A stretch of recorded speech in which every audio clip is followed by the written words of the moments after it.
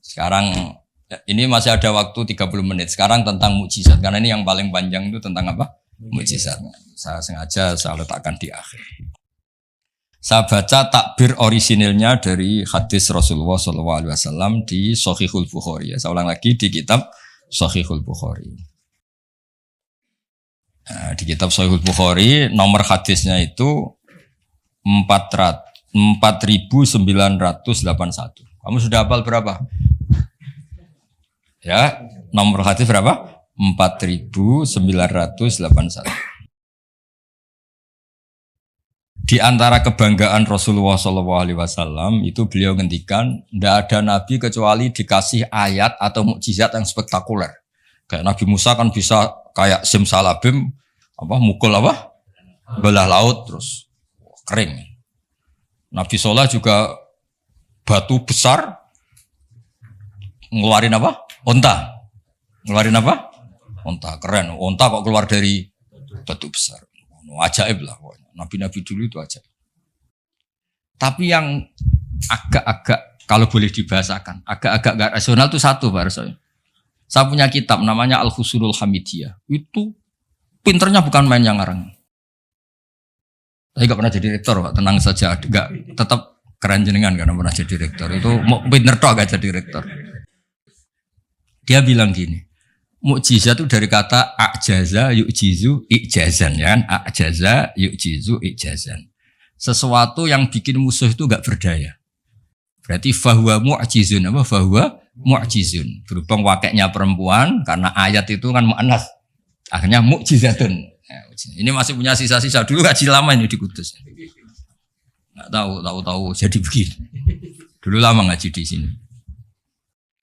Ya berarti mukjizat apa? Sesuatu yang bikin musuh itu nggak berdaya. Nah sekarang kata kitab yang saya baca tadi, ketika tidak mampu, ya Fir'aun dan kawan-kawan mampu nggak punya tongkat untuk membelah laut? Nggak mampu kan? Umatnya Nabi Soleh mampu nggak ngeluarin onta dari batu besar? Nggak mampu. Nah kalau sekedar nggak mampu, siapapun nggak mampu bikin burung, juga nggak bisa bikin lautan. Kenapa nggak bisa bikin lautan nggak dianggap mukjizat? Ketika Allah bikin laut ya mukjizat, bikin burung ya. Mereka nggak bisa loh bikin orang kayak kamu gini kan nggak bisa. Nah, umatnya Nabi Pak Arso itu dilatih. Yang namanya mukjizat itu ayat apa saja. Terciptanya langit dan bumi, gunung, Semeru sampai gunung Jogja, Merapi. Semuanya itu mukjizat karena itu ayat Allah yang orang nggak akan bisa bikin. Sebab itu mukjizat Rasulullah itu dianggap paling rasional karena nggak usah nunggu yang dasar-dasar yang. Jadi cara Nabi Muhammad kalau ketemu Nabi Musa gejolokannya kira-kira gini. Musa mukjizat kok ngenteni ono ngono barang. Memangnya orang bisa bikin ayam, bikin pitik, bisa bikin nyamuk. Kan sama-sama berstatus mukjiz, sesuatu yang orang lain enggak bisa. Makhluk enggak bisa. Lah umatnya Nabi itu enggak dilatih yang gitu-gitu, dilatih inna fi khalqis samawati wal ardi waqtilafil laili wa nasabr wal fulki sampai kabeh la ayatil liqaumi yaqilun. Kalau kamu punya akal tuh semua sudah mukjizat. Ngapain sih mukjizat kok nunggu gitu-gitu gitu. Clear ya? Jadi makna mukjizatnya tidak kena. Untuk umatnya Nabi Musa itu tidak kena. Untuk ngakui lemah saja kok nunggu pertunjukan. Bikin rambut aja kan ya ada. Bisa untuk ngakui Allah dijaya saja kok nunggu pertunjukan. Harusnya keseharian kita juga sudah ada pertunjukan Allah yang menunjukkan kita ini tidak siapa. Makanya di kita disebut wa ma min dabatin fil ardi wala ta'iri yatiru bi janahihi illa umamun amsalukum. Inna fi khalqis samawati wal ardi satrusela ayatil liqaumi yaqilun. Enggak usah. Wa min ayatihi lailu wan naharu wasyamsu wal qamar. Semuanya itu sudah mukjizat, enggak usah nunggu. Nah, ini saya baca. Ngaji ini kondang. Saya baru ini ngaji seterhormat ini didampingi rektor sama sekretaris pembina badan wakaf. Kayaknya nanti kalau Mungkar Nakir ketemu saya, wah ini kayak hebat. Kenapa? Ngaji aja ditunggu rektor terus. Jadi rektor. Tapi tadi pas beliau nunggu saya, Pak Arso makom saya sudah yang kelima tadi. tidak boleh hadir selain Allah. Jadi ya sudah. Akhirnya saya bilang, ini Allah sendiri yang mendatangkan, ini Allah sendiri. Sudah nggak penting semua. Wah, kalau pakai makom kelima saya tidak terima kasih karena menolak kehadiran selain Allah tadi. Makomnya sudah kulillah, jumadarhum fi khawdihim. Kalau kamu masih butuh Pak Rektor, nak menurut sampean diangkat jadi dosen. Pak Fajar juga sudah butuh, dulu dosen nggak tetap, gara-gara kroninan terus jadi dosen tetap. Nggak apa-apa lah, ini cerita guyon aja, tapi agak bener. Loh, kamu masih butuh kan? Kamu butuh kenal Rektor, butuh nggak? Oh, butuh sekali kan? Badan wakaf butuh sekali, nggak ngucur dananya bisa ditarik. Tadi Jogja sini bisa ditarik kamu. Kalau makom saya tadi yang kelima tadi menolak hadirnya selain Allah. Itu makom musyahadah. Tapi saya enggak, saya tetap syariat tuh, matur nuwun. Saya baca ya. Kata Nabi, sabda Nabi, ma minal anbiya'i nabiyyun illa u'tiya minal ayat ma misluhu amana alil basar. Ini di hadis Bukhari. Ikutnya juz 4. Wa inna ma kana alladhi utitu wahyan awhahu wa ilayya fa arju an akuna aktsarahum tabi'an yaumal qiyamah. Semua nabi itu punya mukjizat yang dahsyat. Tapi itu tidak ada apa-apanya dengan mukjizat saya. Mukjizat saya itu Quran dan saya berharap dari mukjizat yang rasional ini kemudian pengikut saya yang terbesar. Nah, itu komentator sarahnya ini Fathul Bari dikarang oleh Ibnu Hajar Al-Asqalani. Pengarangnya itu kelahiran Gaza. Gaza itu kelahiran Gaza. Ya, jadi Bukhari itu kitab Sahih Bukhari itu pengarang sarah paling terkenal itu Fathul Bari. Pernah dengar toh? Dengar toh ya? Nah, ya, itu tak bacakan. Komentarnya bagus di sini. Saking bagusnya nanti di itu Pak Hajar ya di foto. Komentarnya begini. Kenapa begitu ya? Kira-kira gitu. Pertanyaannya kenapa begitu? Ini rasional sekali cara analisisnya. Annal mukjizat al-madiyata kanat khisiyatan tusyahadu bil absor karena qauti sholeh wa asa Musa. Wa mukjizatul Qur'ani tusyahadu bil basirah. Fayakunu mayyatabi'u li ajliha aksar. Li annal ladzi yusyahadu bi ainir ra'si yang qaridu bin qiradi musyahidihi. Walladzi yusyahadu bi ainil aqli bakin yusyahidu kullu man ja'a ba'dal awal mustamirran. Begini logikanya. Misalnya gini. Nabi Musa itu nabi top punya mukjizat tongkat. Tongkatnya satu lagi. Misalnya dipakai Pak Fathul Wahid tidak bisa tak pakai saya. Dipakai ini tidak bisa dipakai itu. Karena hanya satu. Itu pun nggak ada jaminan kalau yang pakai kamu itu mandi. Tongkatnya bisa balik loh. Oh, dulu yang pakai Nabi ini kamu apa ini? Ya kan? Tapi kalau mukjizat Quran, logika yang dibangun itu terus menerus. Misalnya begini, saya nyontohkan pekerjaan dan saya ini dengerin betul. Allah itu ketika ngeritik sesuatu yang tidak nyata disebut batil. Batil itu beda dengan maksiat. Maksiat itu perilaku sosial yang salah. Tapi kalau batil itu sesuatu yang enggak nyata, apa? Misalnya gini, orang nyembah makhluk, nyembah Namrud atau Fir'aun. Mentuhankan Fir'aun itu sesuatu yang enggak nyata. Yang benar Fir'aun itu manusia bisa mati dan nyatanya mati. Berhala Lata Uzza itu patung. Patung itu Tuhan apa batu? Batu. Quran bilang gini. Qul ja'al haqqu wa ma yubdi'ul batilu wa ma yu'id. Hak itu nyata dan batil itu tidak pernah memulai dirinya. Yubdi'u itu memulai dari kata bada'a. Bada'a ya beda'u ikut wazan af'ala jadi abda'a yubdi'u. Kebatilan itu tidak bisa memulai dirinya sendiri. Pernah enggak 1 tambah 1 8? Enggak pernah kan? Nah, sekarang begini. Kemudian Islam yang datang dengan tauhid. Bahwa sesuatu dimulai dari angka 1. Terus misalnya dilawan. Enggak lah. Yang pertama itu angka 2. Yang pertama itu angka 3. Yang pertama angka 4. Nyari pasarnya enggak bisa. Pasar akal sehat enggak bisa. Sesuatu kok dimulai dari 4, dari 3, dari 2 itu nyarinya enggak ketemu. Karena barang batil atau tidak hak itu enggak pernah nyata. Makanya saya pernah ketika diminta Pak Arsoyo tausiah lah. Saya di Badan Wakaf saya pernah cerita. Imam Amudi itu guru matematika. Ketika beliau meninggal, murid-muridnya janggal. Ini guru saya masuk surga enggak karena guru matematika. Kayak kamu janggal ini Pak Rektor ini masuk surga enggak karena penggawaian itu jedasinan celananan. Tapi ternyata semua itu demi apa? Islam.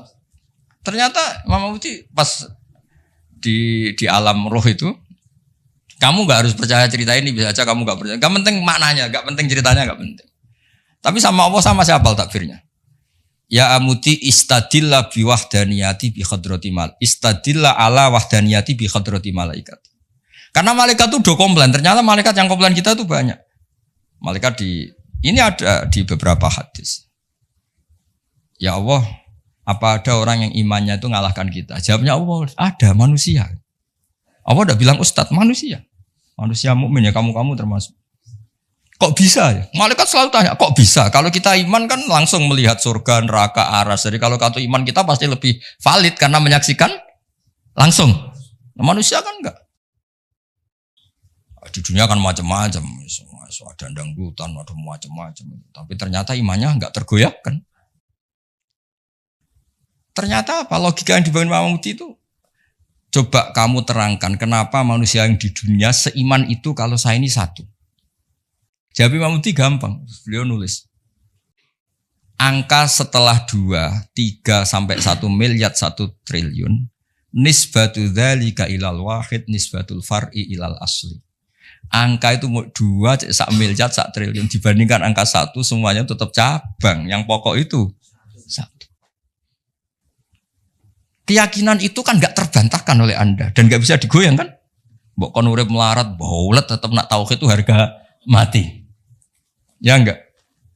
Akhirnya malaikat manduk-manduk. Cara Jawa mandek man imannya manusia gak tergoyahkan. Karena logikanya pakem. Bahwa angka 2, 3 ila mala nihayatallah sampai tidak terbatas. Nisbatu dzalika ilal wahid nisbatul far'i ilal asli. Kemudian setelah itu Imam Mamuti gambar Pak Arsul. Gambar sekenanya aja bisa gambar gedung, gambar rumah, gambar mobil. Gambar apapun juga dimulai dari min nuqtah wahidah dari satu titik. Gambar itu baik, besar, elek, apik tetap dimulai dari satu titik. Nah, makanya Quran dimulai dari bismillah sebagai isyarat semuanya dimulai dari nuqtatil wujud yaitu Allah Subhanahu wa ta'ala. Nah, mukjizat ini yang dimiliki umatnya Rasulullah sallallahu alaihi wasallam. Misalnya kita bela Nabi itu poligami atau orang-orang soleh poligami. Belanya gampang karena pakai rasional. Ngerumat orang satu apa? Ngerumat perempuan satu hukumnya apa? Baik kan? Ngerumat yang baik loh maksudnya bukan ngerumat tok. Ngerumat perempuan satu yang baik hukumnya apa? Baik. Kalau 2 lebih baik. Logika loh udah usah dipraktekkan. Ini kan cerita orang baik bukan cerita kamu bukan. Orang baik, rumah perempuan satu baik. Jadi apa? Baik. Rumah 2. Nah, sekarang tinggal waliannya. Kamu satu saja kamu terlantarkan. Melantarkan orang satu. Dosa. Orang 2. Lebih dosa. Itu kan. Jadi meskipun Anda tidak berani poligami, membela bahwa kenapa sih nabi-nabi dulu poligami, gampang logik. Ya gitu. Tapi harus kamu praktekkan. Kamu kan kamu gak orang baik gitu maksud saya. Tapi untuk membela secara rasional tuh gampang. Ya orang baik ngerawat orang satu. Baik. Ngerawat orang 2. Dah ya. Sekarang yang kamu menerantarkan orang satu. Dosa. 2. Lebih dosa. Jelas ya. Jadi makanya agama ini dibela sama Allah dengan status liqaumi yaqilun liqaumi yatafakkarun. Enggak usah pertunjukan kayak mujizat tadi intinya agama ini enggak perlu pertunjukan Nabi Muhammad terus ngomong. Lah kalau gitu kasihan kiai-kiai yang sekarang. Misalnya, saya percaya kalau kamu ketua DPI asal bisa terbang ke Mekah. Ya repot kalau. Saya percaya kamu rektor Universitas Islam asal bisa Gunung Semeru kamu pindah, Merapi kamu taklukkan. Wah ya repot kalau ukurannya gitu-gitu terus ya. Cukup ukurannya pakai hukum sosial. Hukum sosial itu piye? Alladzina yunfikuna fis-sarra wa dharra. Ketika kita longgar ya mudah sedekah, ketika susah pun mudah sedekah. Rumus yang kedua apa? Termasuk wal kadhiminal ghaidh. Coba sistem sosial itu yang menyelamatkan itu satu, wal kadhiminal ghaidh. Kalau emosi itu dikendalikan. Coba andaikan Pak Waktu Wahid ketika jadi dosen, kalau emosi nabrak mahasiswa, kalau emosi nendang mahasiswa, enggak akan jadi rektor, di penjara. Berarti yang menyelamatkan karirnya apa? Wal kadhiminal ghaidh. Sebagian hadis nerangkan apa? La taghdab faradadamiran faqala. Pak Arso juga sama, ini kan beliau dulu ketika sekedar dosen dan nampari mahasiswa, enggak akan pernah jadi rektor. Udah di penjara. Saya jadi kiai meskipun kata orang banyak salim terus nuabuk ikon langsung gagal jadi kiai. Artinya apa? Rumus sosial Quran dimulai yang penting kumpul sosial itu dermawan. Yunfikuna fisarra wa darra. Terus hukum sosial lagi wal kadhiminal ghaidha. Kalau kecewa itu mudah memaafkan, bisa nyimpen wal afina. Coba semua tidak perceraian ya barokahnya wal afin mudah memaafkan. Kalau semua orang ngungkit-ngungkit yang enggak penting-penting, masalah semua kan satu Indonesia. Nah, aslinya gini, Islam tuh ngatur peradaban tuh logis aja. Saya kalau nyontohkan gini, kamu di Jakarta, merantau di Jakarta atau di Thailand atau di mana saja, dan Anda melakukan sama teman kamu yang kamu cari zaman berteman itu, kenangan kamu sebagai yunfikun, orang yang memberi, al-yadul ulya khairum al-yadis sufla. Mampir ku pede. Misalnya kowe itu konco jenis Parmin di Jakarta atau di Thailand. Ketika kamu kenal di Kudus, kamu sering ngamal, kalau kecewa ya tidak main tampar. Kamu mampir pede ndak? Pede. Coba kalau kebalikannya, ketika Parmin di sini kamu tamparin, setelah itu kamu kikir, mau mampir itu gak ada pede. Ternyata aturan pede juga diatur. Ketika Quran memulai cerita orang baik apa? Alladzina yunfikun. Yunfikun itu yang melakukan infak, hubungannya dengan orang lain itu kalau bisa memberi. Kalau enggak bisa, ya paling enggak ganggu. Makanya Nabi ngendikan izzat fima indanas yuhibbakan nas. Kalau kamu enggak tukang ganggu harta orang lain pasti disenangi manusia. Kamu didolani teman yang enggak akan pinjam motor kamu, mobil kamu kan tenang. Tapi kalau orang yang pelanggan minjem, waduh. Jadi intinya, andaikan peradaban itu dibangun begini kan enak. Contoh terakhir lagi mukjizatul Quran. Ada ayat walau kunta fadhdhan ghalidhal qalbi lan faddu min khawlik. Dimulai ayat fabima rahmatim minallah lintalak. Muhammad gara-gara kamu sayang sama umat, kamu bersikap lemah lembut.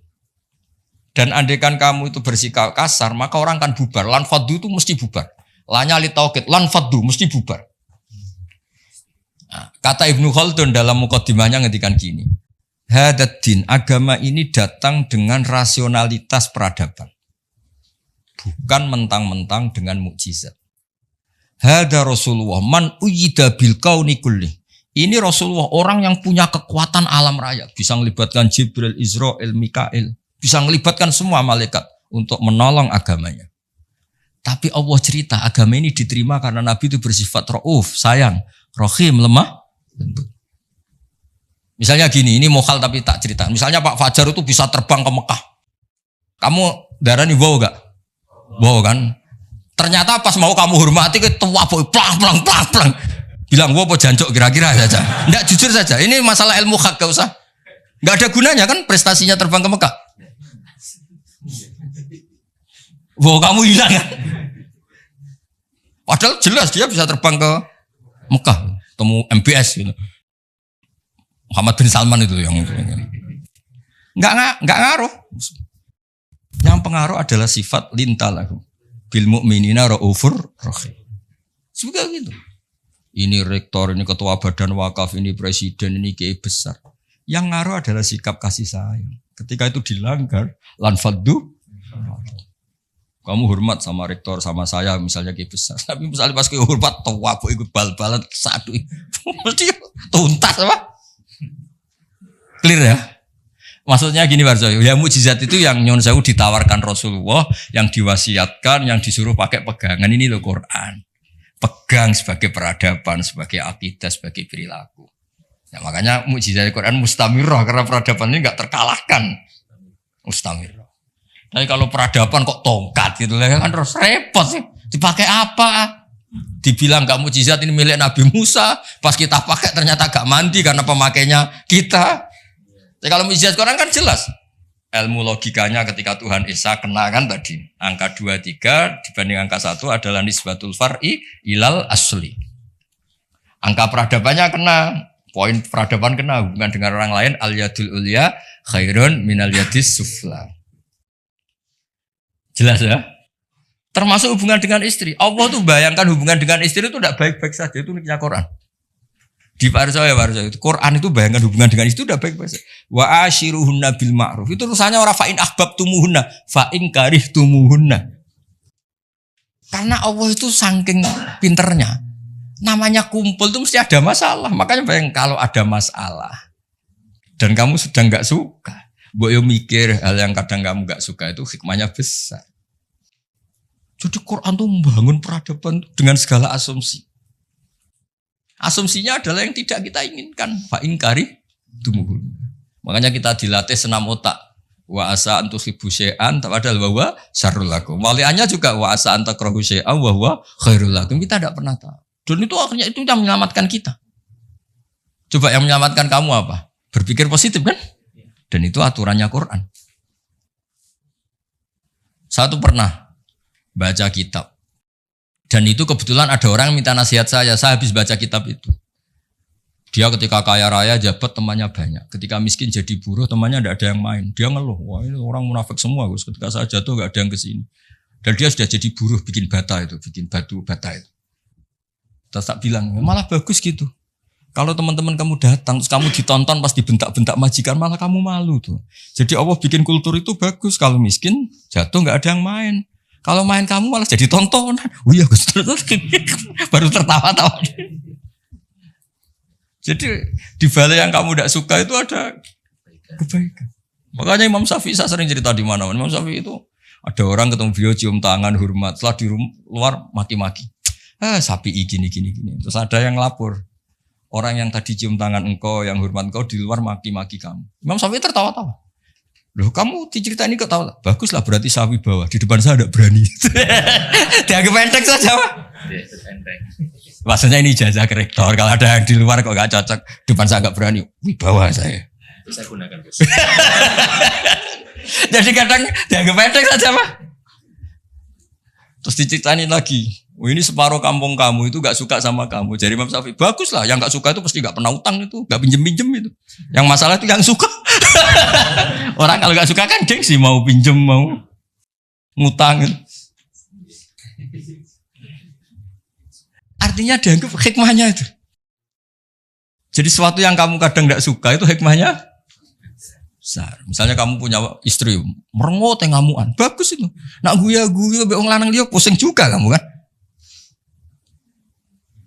Ya intinya itu apa ngajari kita senam otak wasa untuk ibu syai'au wa syarrul lakum. Kadang wasa antakrahu syai'au wa khairul lakum. Terus kita berkesimpulan gimana? Wa ya'lamu wa antum la ta'lamun. Sudahlah kita sebagai manusia yang lemah berkesimpulan yang tahu itu apa? Kita tahu apa? Kita tahu apa? Nah, hal-hal gini yang menjadikan Quran itu abadi. Ya, ini sebelum asar tak bacakan tak lagi ini di kitab Itqan. Ini lebih bagus, lebih ekstrim. Itu tadi kitab Fathul Bari yang barusan tak baca Pak Fajar. Kalau ini dari kitab Al-Itqan. Itqan itu spesialis tentang ulumul Quran.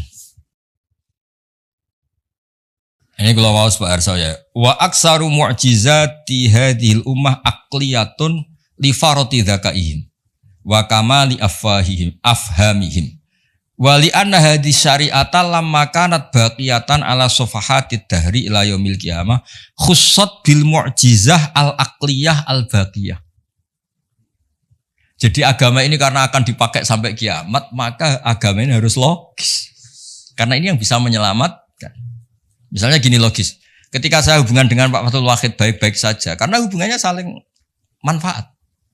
Dan Islam mengharamkan madharati ke orang lain, merusak orang lain, merusak sarana umum. Dan itu yang menyelamatkan peradaban adalah Allah gak suka perilaku apa? Merusak. Kita di mana-mana kan baik-baik saja kalau kita tidak merusak hanya orang lain.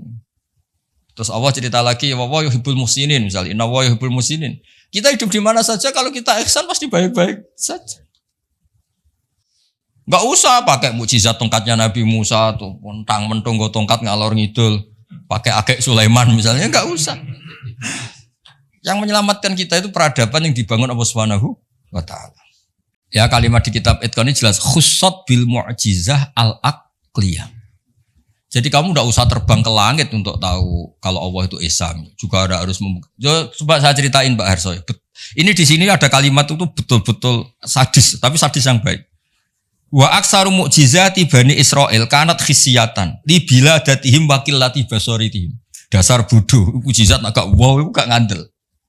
Misalnya contoh barang gini, andai kan Anda jadi Nabi Musa, Anda akan ya jadi rektor aja agak susah apalagi jadi Nabi Musa. Nabi Musa itu pernah debat Pak Arso sama Fir'aun. Pertama debat itu lucu. Nabi Musa kan disuruh Allah datang ke Fir'aun. Terus dia cerita, Fir'aun kamu tuh harus nyembah Allah. Allah itu Rabbul Alamin. Kata Fir'aun, Tuhan kamu itu siapa kalau gitu? Ya Rabbul Alamin, Rabbus Samawati wal Ardi, yang nuhani langit dan bumi. Dari Fir'aun gini. Terus manggil Haman. Haman itu ajudannya. Jangan dibahasakan arsiteknya, nanti tersinggung ini yang arsitek. Sebenarnya Haman itu kan arsitektur. Iya kan? Enggak usah. Jangan terus arsitektur berarti jabatannya. Wah, jangan. Ini arsitektur yang Islami ini. Kata Fir'aun.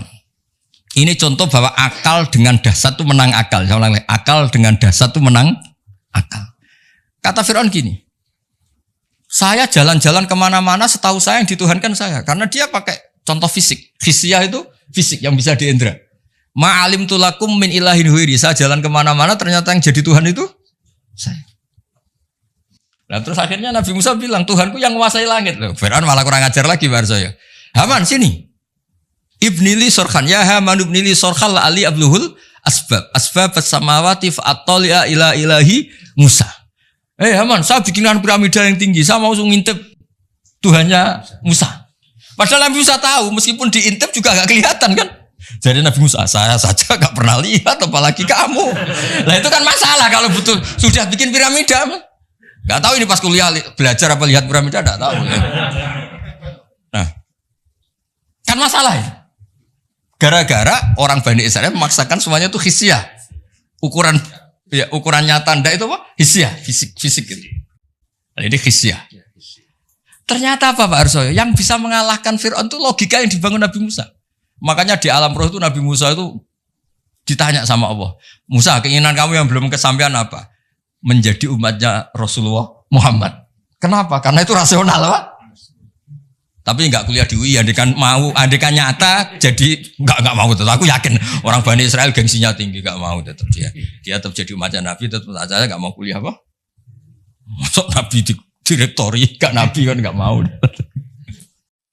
Yang bisa mengalahkan apa Pak Arso? Ini cerita nyata, pentingnya rasional. Dasar sama rasional itu menang. Kan pertama debat.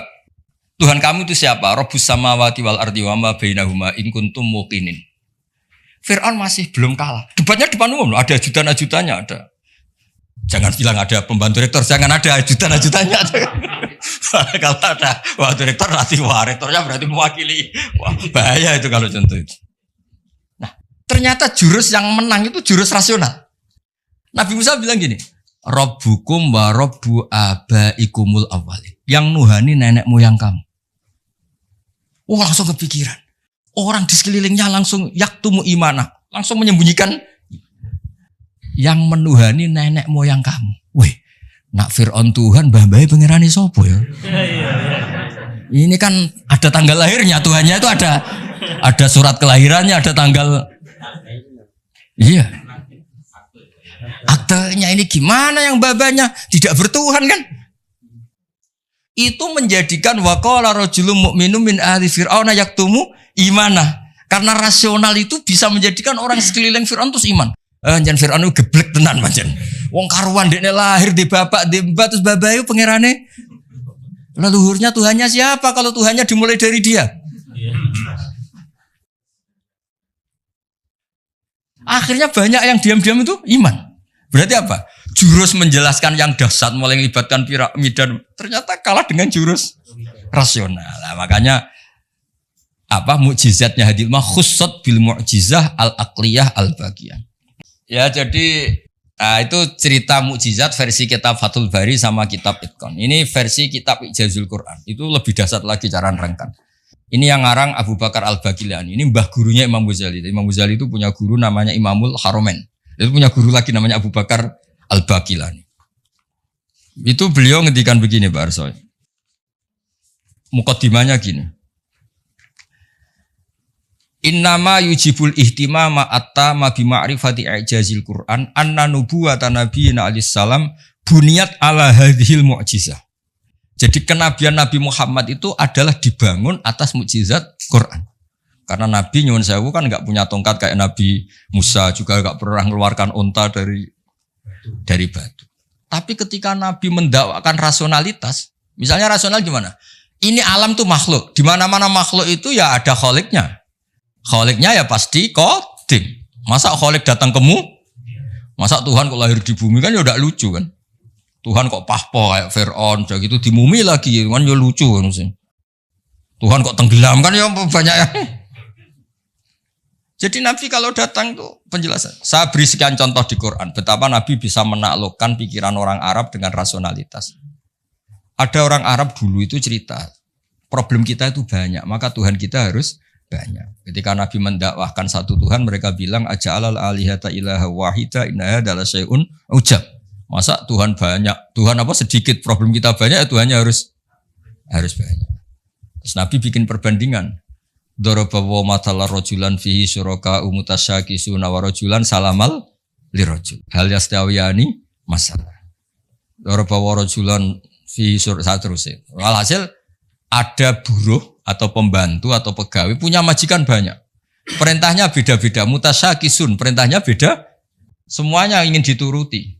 Sama satu orang yang hanya punya satu majikan. Enak mana? Terus orang-orang Arab bilang, ya enak punya satu majikan, punya majikan banyak repot. Ya Tuhan kamu itu majikan kamu. Kalau semuanya jadi Tuhan, perintahnya beda-beda, seleranya ya beda. Beda yang repot juga kamu. Paham? Contoh lagi rasionalitasnya Quran. Quran itu Islam lah. Itu kan selalu bilang la ilaha illallah wahdahu la syarikalah. Tuhan itu enggak punya rival, enggak punya sekutu, enggak ada yang setara. Terus mereka tanya, Muhammad kasihan dong Tuhan kalau sendiri enggak ada yang mitranya atau enggak ada yang setara. Terus Allah cerita ke Nabi bilang kira-kira gini. Saya ini ketika enggak ada langit bumi ya sendiri yang menciptakan saya semua kata Allah. Tapi orang Arab perasaannya tuh masih suka tamsil. Tamsil itu logika yang auqa'afin nafsi, satu perumpamaan. Allah kayak perumpamaan itu ekstrim. Dan orang pasti taslim, pasti setuju. Misalnya kamu miskin, ini kan mahasiswa rata-rata masih miskin. Yang kaya orang tuanya mungkin. Itu pun kalau yang kaya, kalau enggak kan sudah jadi pekerja, merantau di mana-mana, terus mengumpulkan uang bisa beli Innova. Setelah beli Innova, Pak Harsoyo atau saya atau Pak Warwakid menguasai mobil kamu kayak kamu. Kamu boleh enggak? Enggak boleh kan?